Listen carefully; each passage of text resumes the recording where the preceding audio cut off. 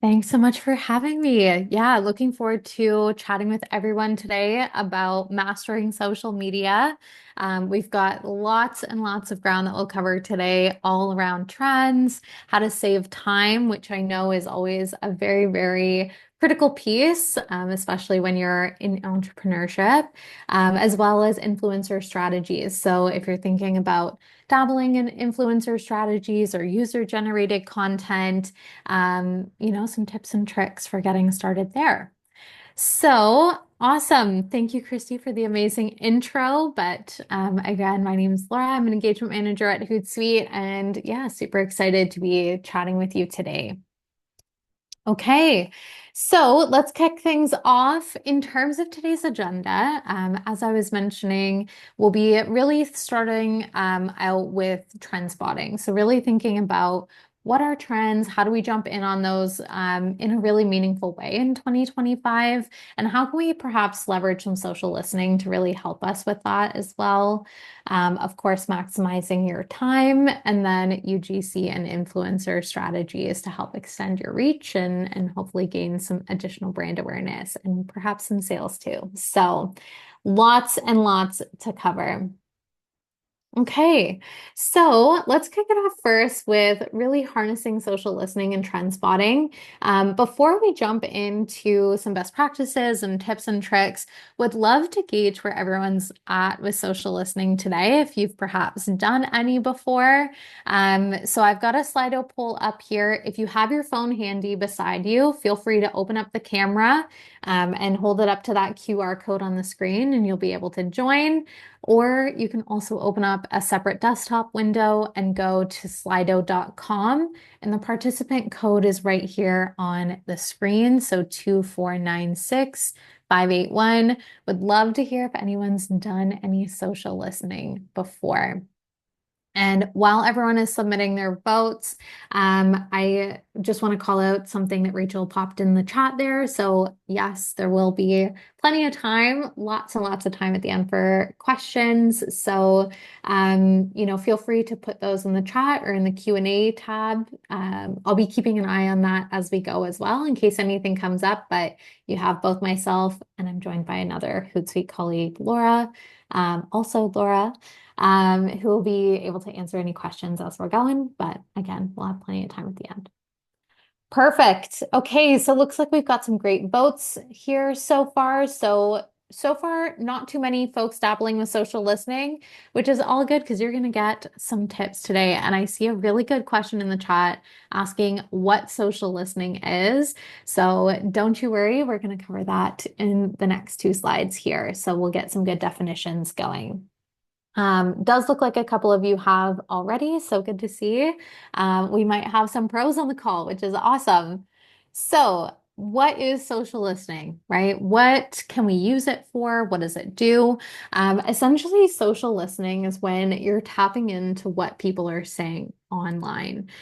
So, some of the use cases that we see are typically, trying to understand your audience better, thinking about that ideal target market that you're trying to reach. What are they posting about? What's top of mind for them? What are they into? So really understanding your audience a little bit better. A lot of folks or a lot of companies will also do social listening on their own brand. So this is a really good way to also understand your audience because you can get some really good feedback from them. So see what they want to see more from when it comes to what you're publishing.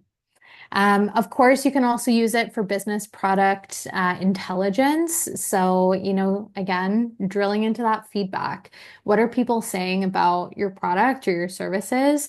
What do they like about it? What do they not like about it? And the cool thing with social listening too, a lot of the times we'll get, you know, DMs or comments or messages, or people will tag us directly in some of those pieces of feedback, which is great.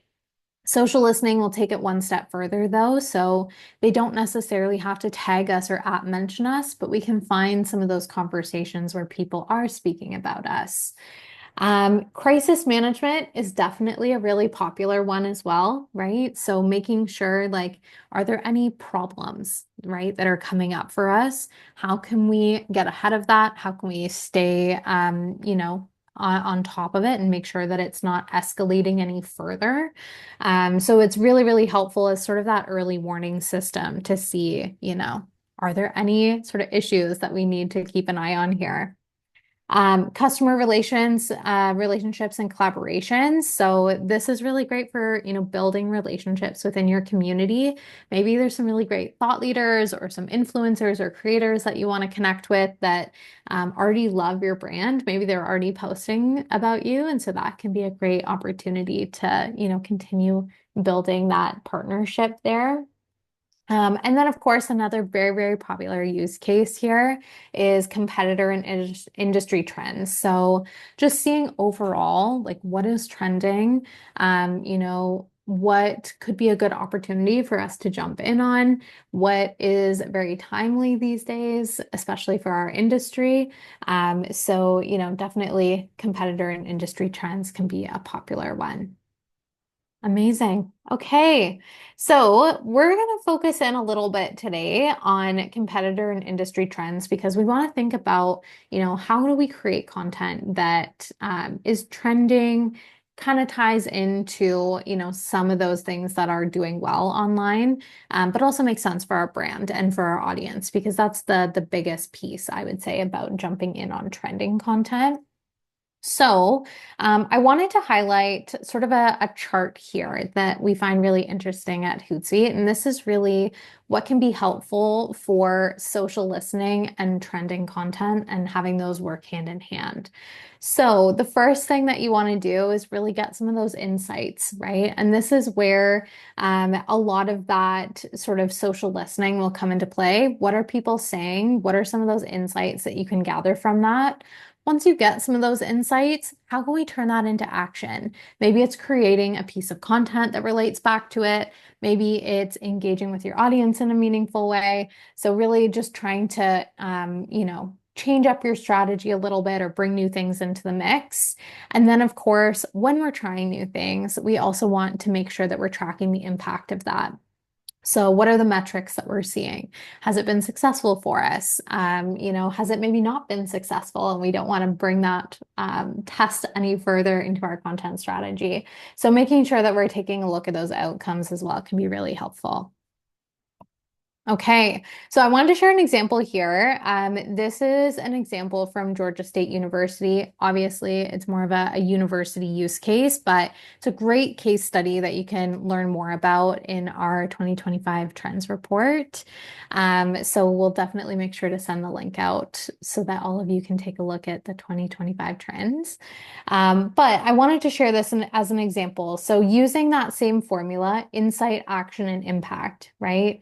So Insight, Georgia State, their team are using social listening. They're trying to understand the students better, alumni, local followers. So they're really drilling into what's top of mind for this audience, what's important to them, right? So really doing some of that social listening. The action that they're then using those insights to create content that they know their audience will love, share, and amplify, right? So even if we look at these two examples here, right? First day fits, right? Maybe those sort of trending pieces around like an outfit of the day can be really useful.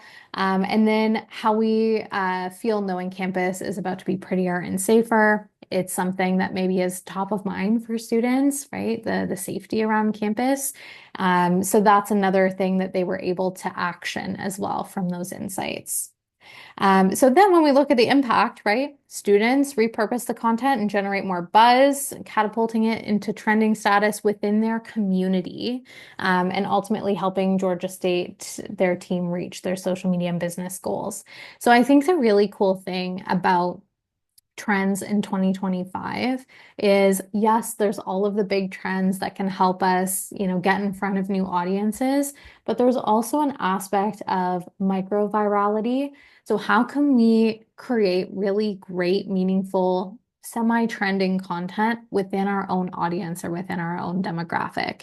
So the really cool thing about this example here from Georgia State is they were able to really create a lot of good buzz amongst their community and their specific sort of student and alumni body there. Amazing. Okay. So tips for jumping in on trends in 2025. The first biggest thing here is create some guidelines on what you want to jump in on when it comes to trends and what maybe doesn't make as much sense for your brand. So really thinking about, we don't need to jump in on every trend. We sometimes see that with businesses, right? Their whole brand page will just be jumping in on trends.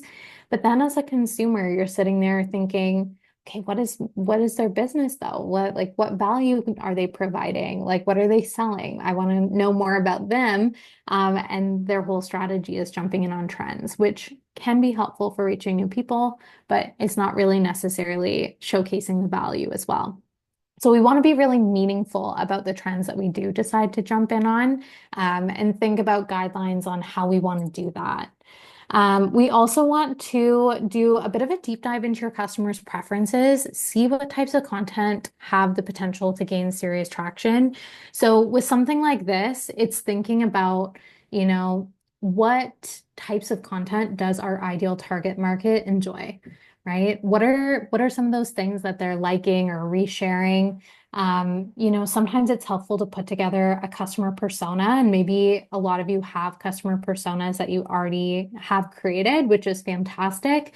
So within that customer persona, think about what does that person consume on social, right? What do they enjoy? And then thinking about that when it comes to some of the content that we want to create, as well. And then number three, maybe taking a bit of a trend hiatus, right? So really thinking about that original content. Trends should be maybe a portion of our strategy, but not the whole strategy. We want to make sure that our audience is getting great value from us, getting, a good laugh and getting entertained.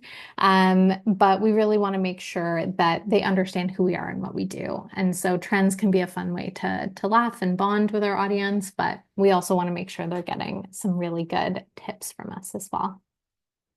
Okay, perfect. So that's a little bit about trends. Any questions about trends so far? Perfect. Looking like we're good. Okay, amazing. So with that, let's jump into maximizing your time. I'm sure a lot of us on today's call are always very short on time, so we want to make sure that we're getting the most out of it, especially because maintaining a social presence can be a lot of work. Feel free to pop a yes in the chat if that is maybe a bit of a challenge for you today, is finding the time. Yeah, I'm seeing some yeses. It's a tough one for sure. Yeah, it's full time. Yeah, I'm with you, Clayton. So there's definitely lots that we can do to maximize our time efficiently because we still want to be showing up on social. It's really important for us to grow that audience and community around our brand. But of course, we got lots of other things on our plate too. So 6 different time-saving social media tips that we can think about. One, planning your content in advance with calendars. So we'll go through all of these in more detail and get a whole bunch of tips and tricks going for each of them. But planning our content, always super, super helpful. Repurposing existing content, especially if it's evergreen, it keeps that conversation going, which is perfect. Automating tasks with AI, right? AI, how can we use it to our benefit to help us save a little bit of time there? Batching your shoots for filming or taking photos for your content, focusing on your core platforms, and then keeping track of content inspiration. So, when it comes to content calendars, who today has a monthly or a yearly content calendar that they're using? Feel free to pop a yes in the chat if you are. Monthly. Okay, yes, I'm seeing some yeses. Beautiful. Okay, I love to see it, you guys, because the monthly content calendars are very helpful. So if you're not doing it today, would definitely recommend that. The other thing I find very helpful is to have a yearly overview. It sounds intimidating, but this is going to be your best friend. So, with the yearly content overview, it's really just mapping out, of course, all the months or all the different months of the year. And yes, I can go back to the previous screen. You will also all get a copy of these slides. So don't worry about taking any sort of frantic notes. You'll get all of the slides here. Perfect. So when we're looking at the yearly overview here, really it's thinking about, is there anything that I know is going to come down the pipeline in any future months, right? So January, usually people are in that new mindset, right? It's a new year. What are the trends for the year? What's top of mind for everybody? So maybe in January, I want to create some content around, trends for 2025. What can I expect coming down for the rest of the year? February, maybe we have a Valentine's Day campaign or some content that's more Valentine's Day focused. March, Women's History Month, right? Maybe we have a great campaign around that. So it's thinking about things that happen regularly during these months. Maybe you have a new product launch that you know of in October, right? So having this list that way, when you're creating your monthly content calendar, you're not sitting there being like, oh gosh, what is happening, the next month or the next quarter. You've got some brainstormed ideas here that you can pull from. So just mapping out as much as you can a year in advance. Don't need the full content breakdown, but just some high-level ideas. All right, next up, repurposing existing content. So this is where we're thinking of content that has maybe done well for us previously. So it's gotten a lot of good engagement for us. Maybe it is just topics overall that do really well for us as well. Maybe it's evergreen content that's really always going to be really important for our audience. So it's thinking about, rewriting that content or repurposing it in a different way. So AI can be one tool. If you're using Hootsuite today, or if you're interested down the road, we have a tool called Owly Writer AI within Hootsuite, and it can pull your top performing posts and then rewrite them in a different way for you. You can also use ChatGPT or other AI tools to help you repurpose some of that content. So that can be a good one for something that's a little more evergreen that you want to keep that conversation going on. The other pieces here are maybe taking a piece of long form video content that you have and splicing it up into shorter snippets. And that way, that can be a great way to keep the conversation going a little bit longer. Maybe you have different reels, different TikToks in short form. Maybe you develop a series, right? That's all pulled from that short or that long form video. It's really just thinking about what do you have today and how can we reuse some of that stuff? Experimenting with different formats, right? So if you have, let's say, an evergreen post, maybe when I'm rewriting that in a different way, I try out these different formats. So maybe one is I start out with a stat. Maybe the other one, I have a bulleted list. Maybe I have a video. Maybe I have a carousel. Maybe I have a static image. And each of them are all talking about the same thing.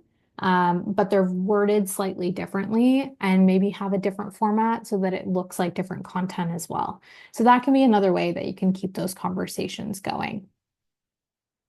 Okay, so I wanted to share an example here from Dove. So this is an example of repurposing existing content. So they have a lot of content on their Instagram in particular about the beauty bar, so their bar of soap. And so one of the really cool things that they have is almost a bit of a content pillar, or it comes up every, I would say, a couple months on their Instagram page, is the aspect of history around the beauty bar. So here it's like who introduced you to the beauty bar, and then they're encouraging people to comment, right? And a lot of people are commenting like, my mom did, my grandma did, like some other family members did. And so, they're commenting who those individuals are. When we look at the example on the left, it's taking some of those comments and putting them up on the screen of the video, right? So it's another way to keep that conversation going. And then this one is just a short video of the beauty bar through the eras, right? So still playing on that timepiece, and it's showing how the soap has evolved over time. So kind of a cool way to just sort of continue repurposing that content, but have it all be slightly a little bit different there. All right. So next up here is using AI. So when we think about using AI tools, this is really thinking about, maybe, getting some great content ideas or optimizing what you're doing, repurposing existing content like we just spoke about and getting some ideas on how to repurpose that content. I know a lot of people typically use it as well for initial copywriting. I know I find that really helpful as well. I'll put some initial ideas down into AI and then it will, create some content suggestions or get some initial post copy written for me. And then the really, really important thing to remember if you're using AI, especially for copywriting, is that you use it as inspiration. You still want to make sure that you're going in, you're putting your brand voice in there, you're tweaking it a little bit to sound more like your brand. So that's always really, really important. We're also seeing a rise of editing assistants, right? So things like you'll see tools like Canva or lots of other tools where you can tweak certain things about the image or the video editing. So that's always a really helpful one.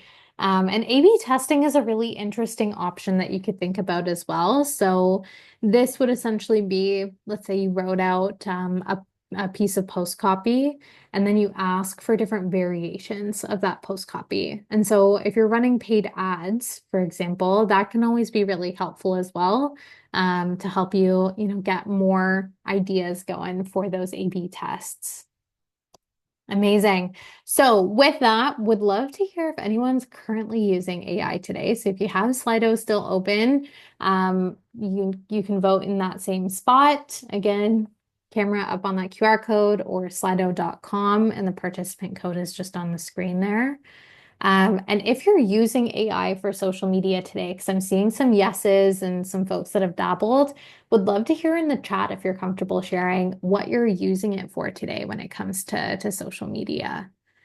Are you using it for content ideation, or is anyone dabbling in image or video editing with AI? So we'll give everyone a minute here to submit their votes. Amazing. Okay, yes, I'm seeing some content ideas in the chat, mainly what you're using that for. Perfect.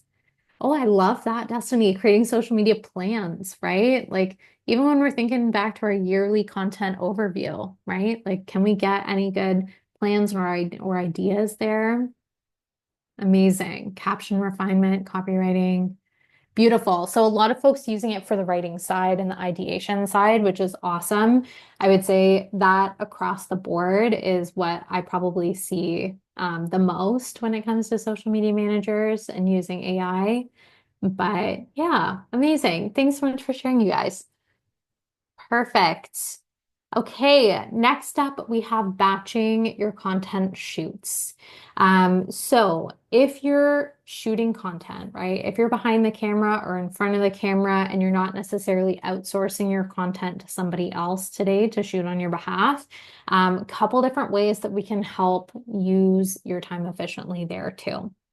One, as much pre-work as you can do before that shoot happens, the easier it will sometimes go. Obviously, things will always come up, but we want to build a plan. So creating an initial content calendar or having a content plan can always be really helpful, just so that you know exactly what you need to shoot. Mood boards are always very helpful too. So I like to plan out, if I'm shooting content for a particular grocery store and there's certain food that they want to promote that month, what are some fun recipes, right? What do I want those recipes to look like? Do I want it to be a little more moody because it's a fall warm recipe, or is it summer and we want it bright and outdoors for like barbecue season, right? So thinking about that mood board, what do you want the feeling to be? Any scripts, write them out beforehand, or talking points if you don't want it fully scripted. Organizing props, outfits, locations, like get everything ahead of time that you need. And then blocking 1 to 2 days on your calendar as monthly sort of video or photo shoot days. I find it can be a bit more daunting and a bit more overwhelming if you're shooting content ad hoc. So if you can block those shoots and just have them all in 1 to 2 days, you can get so much done. And you just, do those different larger shoots that you need to all in one go. So having that dedicated day is very, very helpful. You have no other distractions as well. And then the last one here, taking extra content. It is always, always, always better to have too much content than not enough. Can't tell you how many times you'll be editing a reel or editing a TikTok and just be like, oh gosh, I wish I had like one more angle or, someone saying this slightly differently. So give yourself a couple different options, even if you feel like you got the perfect take. Do one or two more because you never know when you're in that editing phase what you'll need. So always better to have too much than not enough. Okay. Next up, number 5, focusing on your core platforms. So for something like this, it's really thinking about, you don't need to be everywhere. And I think a lot of the times historically, there's been a lot of conversation, especially for brands, saying, you need to meet your audience where they are, be everywhere because your potential audience can be anywhere. But that is a ton of work, especially because when we're thinking about the social networks, we kind of want our own strategies for each of them if we can, right? Obviously, for time saving, we might repurpose some of that content on each of those social networks, but they also have, different purposes of why people go there. They have different best practices. So we want to make sure that, we're also just sort of focusing in on the ones that are giving us the best ROI. Now, in terms of the platforms themselves, would love to know where everyone spends the most time today. Like, what are your core platforms that you're using? Perhaps it's Instagram, TikTok, LinkedIn, Facebook. Feel free to pop those in the chat. Perfect. I'm seeing some Instagram, some Facebook, TikTok. Perfect. Okay, lots of Instagram, which is awesome. Okay, so we got a good mix. So as you're putting those in the chat, and I'll keep an eye on them here too, it's also really important to think about the differences between platforms. So for a platform like LinkedIn, you can really think of it like a professional trade show. So this is where you, as an entrepreneur, as a business owner, you can really highlight some amazing things about, your business, right? Share behind the scenes. You can do some great professional networking. You can share some thought leadership that you have, some good learnings. If you're ever sort of hiring for open roles within your company, definitely highlighting those as well. And when we think about why people go to LinkedIn in the first place, there's kind of two reasons, right? One, it's to get industry news and stay sort of up to date on that. And the other one is to stay connected with different colleagues or folks that they work with or apply to open roles as well, right? And so those are kind of the two areas that we want to be focusing in on. Thought leadership and some good learnings in our industry, but also some good employer branding and networking pieces there. All right, next up for exit or threads, I've kind of looped into a similar bucket here. I see someone's on Blue Sky, so I would probably put that in a same bucket here too. But really, you can think of this like a cocktail party. So when you go to a cocktail party, usually the conversations that you have with people are a little more high level, right? You're talking about like what's happening right now in your world. Things are very timely. So we can think of those networks in the same way. So anything that's trending, very timely, tend to work well on these platforms. So any sort of industry news is always really good. Now, as we move over to Facebook, you can think of this like a dinner party. So for the dinner party piece, right? How we differ that from the cocktail party. Now you're typically getting into deeper conversations, right? Like you're chatting with the person at the dinner table with you, going into more detail, maybe not focusing on like what's happening right now in your world, but maybe you're going back a little bit in time. Maybe you're forward thinking as well into the future. So really with Facebook and that dinner party piece, we're thinking of the storytelling, right? How can we use different images and video to help us tell that story in a really meaningful way as well? So always a good one there. Now, as we move over to Instagram, lots of you on this one, which is great. We can think of this like a digital art gallery. So when we go to an art gallery, right, it's usually that piece of art on the wall that's grabbing our attention first. And then that gets us to stop. And if we really love the piece and we're looking at it for a while, we'll then go and read a little bit more about the artist and the piece and what sort of went into it on the little write-ups that are usually beside the piece of art. So we want to think about Instagram in the same way, right? It's that video, it's that image, it's that gallery that you're putting up that's really going to get someone to stop scrolling. And then they'll typically go in and read your caption, but that's not usually the first thing that will grab their attention first. So we really want to focus in on having some great visuals there, of course.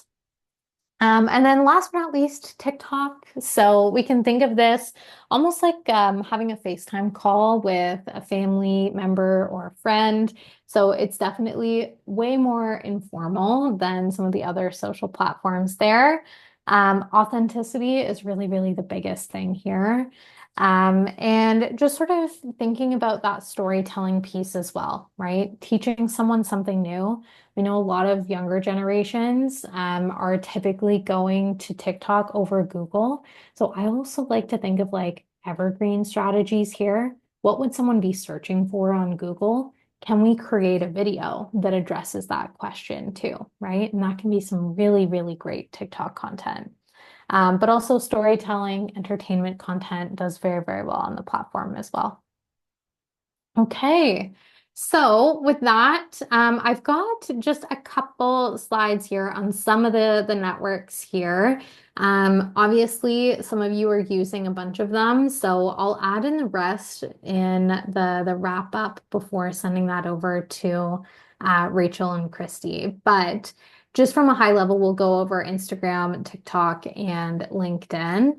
But with Instagram, for the algorithms, really, I like to focus in on three key areas here to sort of grow your reach. The first one is thinking about how do we reach new audiences, right? And a lot of that will be using some of the newer features that they have within Instagram.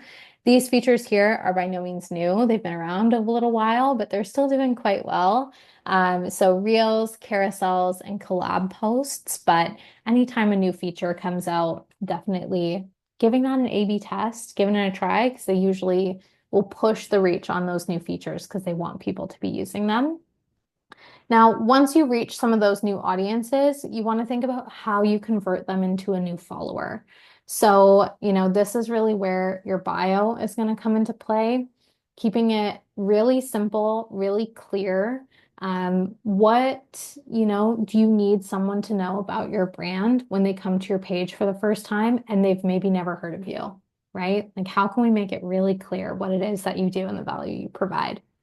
Highlights and grid aesthetic are two other pieces that, maybe aren't as super important for personal profiles, but for businesses, I think it's still really, really important.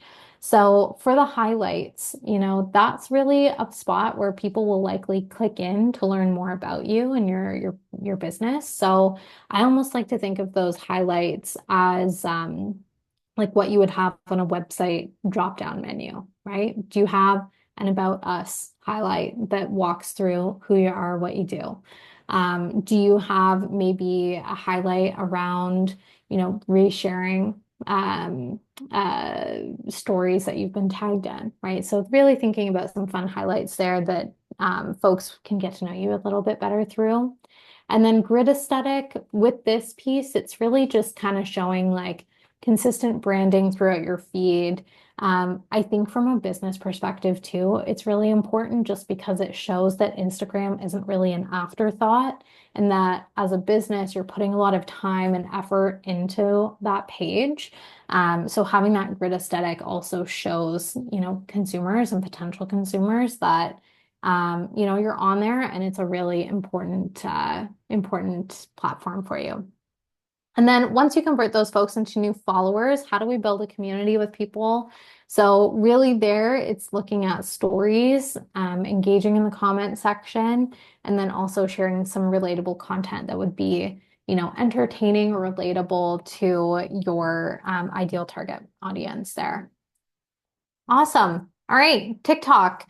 So really with TikTok algorithms, it's really focusing in on a bit of a subculture or a community. So really trying to think about who is our ideal target audience? What is that community? How can we create content that is meant for that specific community? Right. So we don't want to necessarily think broad. We don't want to kind of like we were chatting about at the beginning. Don't want to just jump in on all the different TikTok trends just because. We want to be thinking about really meaningful trends and content ideas that will speak to our, community there. Thinking about a hook, of course, and that's really with any video, just how do we hook someone within the first couple seconds there so they don't keep scrolling. SEO is another really, really good one that you can bring into your tactics here for TikTok. So SEO, search engine optimization, will help your video show up for different people in their news feeds. So making sure you've got any keywords listed in the TikTok caption.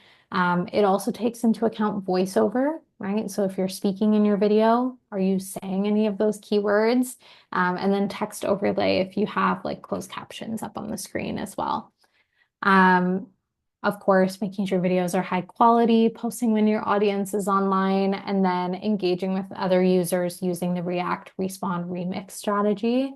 And that in and of itself is, can you, reshare any of the content? So like stitches, responding to audiences' comments and having the comment pop up on the video itself. So really just trying to find a good way to engage your audience, not only in the comment section, but also in the video content that you're creating. Amazing. All right. And then last up here, LinkedIn. Again, I will include some algorithm best practices for the other networks as well when you get the deck later. But really with LinkedIn here, it's delivering value. So really focusing in on how can you share some great information and some great learnings with your audience. Typically posting once a day, I know that's a lot. So really just thinking about having regular content go out, whatever that means for you. Um, Experimenting with video. So the really cool thing about LinkedIn video is that members are 20 times more likely to share a video on LinkedIn than any other type of post, right? So even just finding a cool way to share some updates or insights in video form could be quite interesting. There was one executive who worked at LinkedIn that I used to follow, and he used to do pre-2020, pre-COVID days, he did a walk to work series where it was just him, his phone. He had his headphones just like I have now, so nothing fancy. And he had a walk to work series where he would talk every day about, what was top of mind for him, right? And so that was such a good way to engage his audience and share some really good insights. Responding to comments, always a good one. And then, of course, thinking about SEO. So what are some of those keywords we're including in our post? Hashtags, kind of along with SEO, right? What are some of those keywords? And then mentioning people when it makes sense to do so. So lots of different algorithm tips for those three networks that you can bring into play for 2025. But really the biggest thing I would say is consistency, and the more you put into a social platform, the more you'll get out of it. So if you're going in there, responding to comments, engaging with people, putting up regular content, you're going to do well, right? So it's really just that consistency and that effort. Okay. Last but not least, building your inspiration toolkit. So, this is really thinking about different areas that you can pull inspiration from when you need it, when those ideas are kind of hard to come by. Especially if you're busy and you're in the weeds with other things, it's hard to come up with new content ideas. Of course, using AI can be very, very helpful, but also having your inspiration toolkit. So for that toolkit, I like to have a saved folder on Instagram or TikTok. Maybe some of you are doing that today. But having that saved folder on those platforms can be really helpful to just see, what posts you typically enjoy. If there's a cool video template or format that you find really interesting, being able to just easily access that there for inspiration. Vision boarding. So we talked about this a little bit earlier with like building out a mood board for your photo shoot or video shoot days. Same thing, right? Vision board. Maybe you have a monthly one, maybe you have a yearly one. Can be quite helpful. And doing that in maybe Pinterest or Canva or Google Slides or PowerPoint. And then, of course, number three, the classic never-ending Google Doc with links and all of that content there. So that can be quite helpful too. This is a light idea of what that could look like, of course. So having your saved folders with audios you like or captions that you find interesting, real inspiration, photo shoot ideas. Maybe you have a list on your phone of TikTok content ideas that you can pull from, vision boards. So lots of different options there. All right. And last but not least, UGC and influencer strategies. I want to make sure we have plenty of time for questions. So we'll kind of, not power through this because we want you to get the information, but we'll definitely be efficient with it. So we got lots of time for those questions. So when we think about UGC and influencer strategies, what are some definitions there, right? So influencers, they're going to be creating and posting content on their feeds in collaboration with brands. So really, it'll show up in both places or just on the influencer's feed. UGC or user generated content. There's two different options there that I've seen, which can be kind of confusing. So I've just mapped out one here. But sometimes you'll get folks within your community or customers sharing organic content about you, tagging you in Instagram photos, tagging you in TikToks. And so that could be an opportunity to reshare some of that content with their permission. We're also seeing kind of in line more so with the influencers is UGC creators. So UGC creators essentially will create content for brands, but they're not necessarily posting it on their social media accounts. They're sending it to the brands to post as kind of organic looking content. So there is that sort of option as well that we're seeing more of these days. But just for the purposes of today, we'll take a look at influencers and then UGC as the organic content that you're being tagged in from, your customers. Okay, so this is an example, right? Influencer content. This is an example here from Chobani, the yogurt company. So you'll see here Chobani and Libby Christian are both tagged in here. There'll be sort of a paid partnership where this original audio is mentioned here as well. There's hashtag ad in the caption, which isn't shown in this video here, but it is sort of co-branded and a collaborative post, so it shows up on both profiles. And then when we move over to UGC, this is an example from Poppy. And as we swipe through, you can see in the caption here, it says, wow, our community is so cool. But are we even surprised? Everyone say, thank you for blessing my feed superstars. And so these are just organic posts that Poppy has been tagged in from their community. And they've put it in a nice carousel that people can swipe through on Instagram. Amazing. So types of influencers, there are lots of different levels to it, but nano influencers typically have 1 to 10,000 followers. They have really good engagement rates typically just because they're really tuned in with their audience. They typically have a bit of a niche. As we move over to micro influencers, these folks are typically sitting around 10 to 100,000 followers. They're still very, very relatable to their audience. They're usually going in there engaging. So they usually typically also have pretty good engagement rates as well. Macro influencers, these are folks that have 100,000 to 1 million followers. They're likely starting to work towards content creation full time, or maybe they're already full-time content creators. So, they definitely have really good reach, really good shareability. And you can reach a bit more of a diverse demographic. So it's not really focused in on a very small niche like the other two. And then mega influencers, 1 million plus. These are, full-blown influencers with lots and millions of followers. Celebrities can also be included in this list. They can really help boost brand awareness very quickly, reach a very broad audience, but they don't necessarily have that niche aspect to them. So if you want to reach a very targeted audience, nano and micro might be your better bet. And of course, the cost of working with some of these influencers varies across the board too.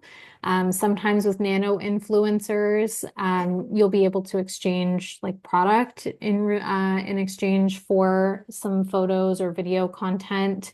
But I would say across the board, with the influencer market, really leaning towards paying your influencers for that content is your best bet. But you can work with them on their rates and all of that. Okay. So, with that, would love to hear, has anyone worked with any influencers or done any UGC content today? Feel free to put your votes in Slido. Amazing. All right. Got some answers coming through. Most folks not yet. Maybe you'll get some ideas today. Some of you have. Amazing. All right, we'll give it 30 more seconds here.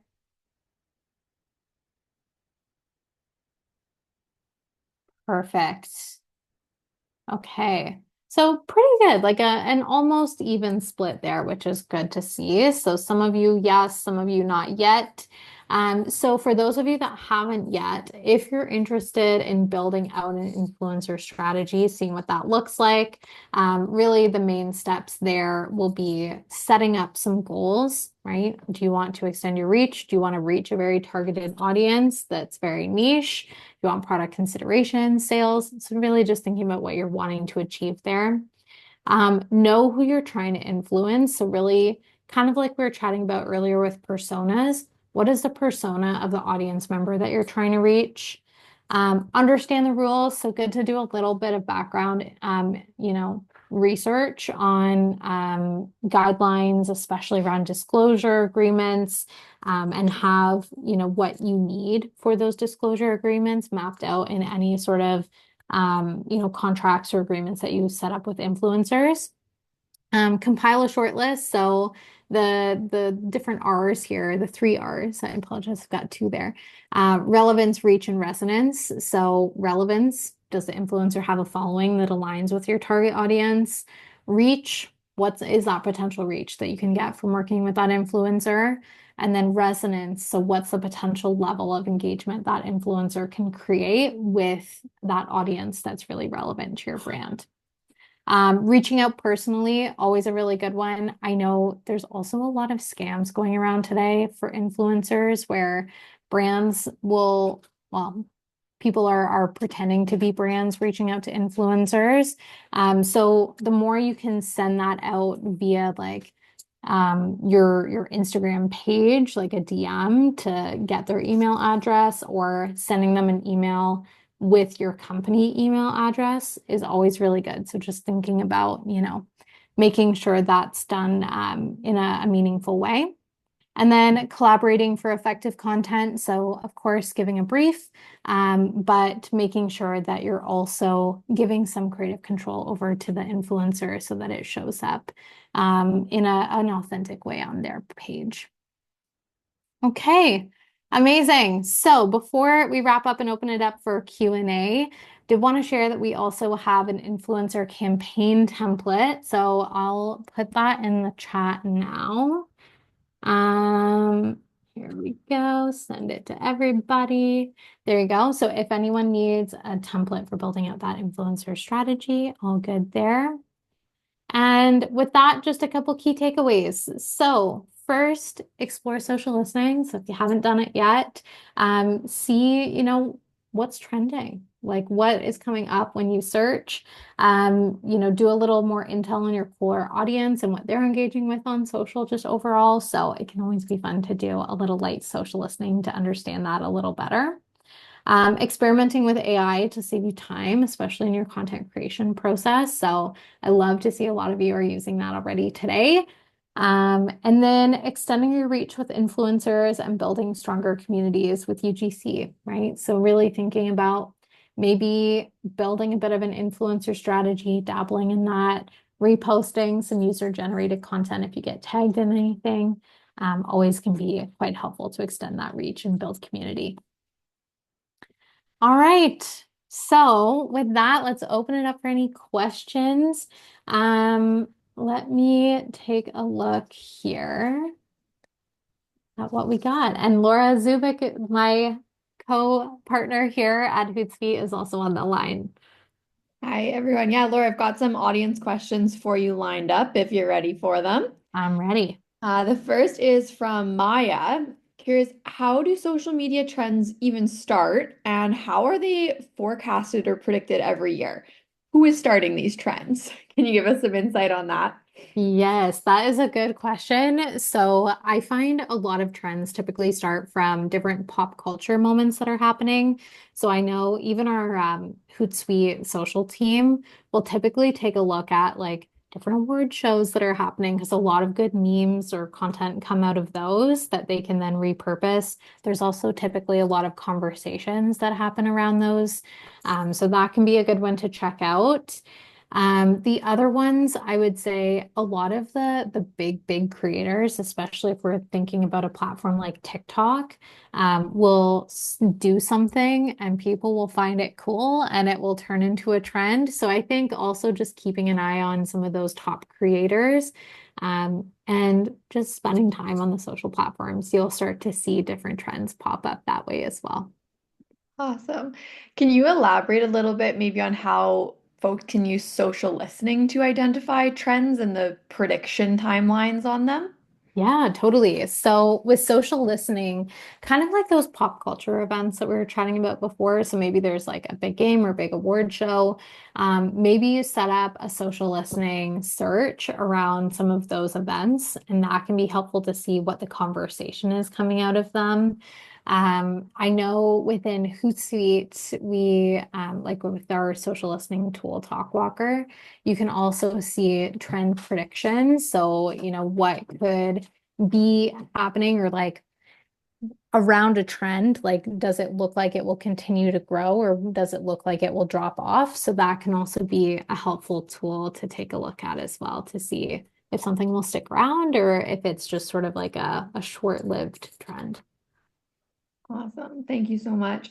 Before this next question, I just want to give everyone a shout out that there is a feedback poll live. So if you have a moment to answer that while we're getting to our last couple questions, super helpful feedback for us and the Enthuse team. This next question is from Destiny. What are some creative ways to find or develop your community on social? Yeah, it's a very good question. So, Um, I think it's kind of twofold. So one is trying to find ways to reach new people through, maybe influencer marketing, running ads, all of that kind of stuff. That's how you'll reach new people typically. Even SEO and making sure keywords are sprinkled throughout your post. But when we think about like taking those people and now giving them a reason to follow us or to engage with us long term in that community. It's really, networking with them, right? Like respond to their comments, engage with them, and that's a really good way that you can develop it. Um, I think in terms of finding just right off the bat, it's thinking about your ideal target audience too. Like who is purchasing your products or services today.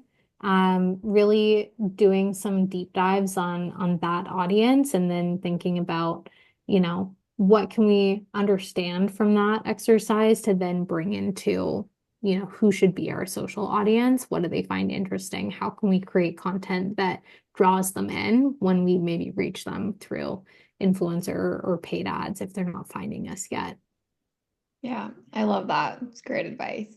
I know we're coming up on time. Maybe we can spend just 30 seconds addressing this question that comes at things from a little bit of a different angle. This person is wondering about looking to increase influencer status. Any advice on what a brand is looking for in their paid partnership that they should be paying attention to?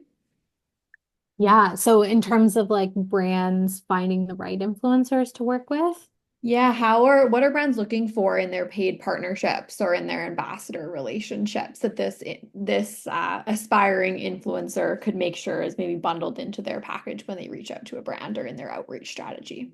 yeah. So I think the first thing is having a well put together media kit. So like any sort of metrics you can give a brand ahead of time is always really helpful, especially around your demographics. So I find most brands are typically wanting to see like what is the engagement rate that the influencer is getting with most of their content. And then B, who is the main audience that's following them? Those are kind of the two main ones, just because kind of when you're looking at the nano and the micro, especially influencers earlier, you want to make sure that your target audience and your ideal audience as a brand aligns with the audience that the influencer has, because then you'll get, potential new customers finding out about you for the first time. So, yeah, demographics and engagement rate, I would say, are the biggest ones. Awesome. All right, we've got about 30 seconds left, and I know we've got an exciting announcement to share, so I'll turn things back over to you. We sure do. Yes. So, we wanted to share that Hootsuite has created a special rate for Enthused Foundation women entrepreneurs. So, you can get 30% off of one of our teams or professional annual packages for a year, including a 14-day free trial.